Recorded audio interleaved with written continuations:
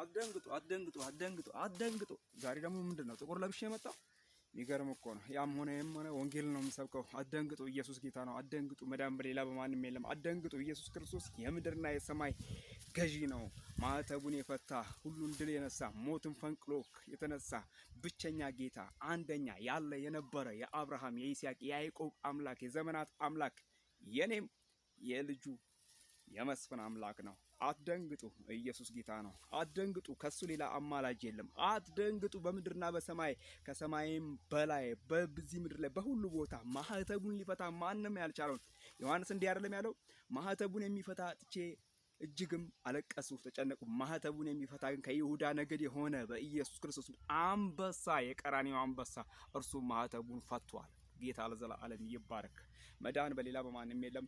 እንድንበት ዘንድ ከሰማይ በታች የተሰጠን ስም ኢየሱስ ነው። የልጁ የኢየሱስ ክርስቶስ ደም ከኃጢአት ሁሉ ያድናል።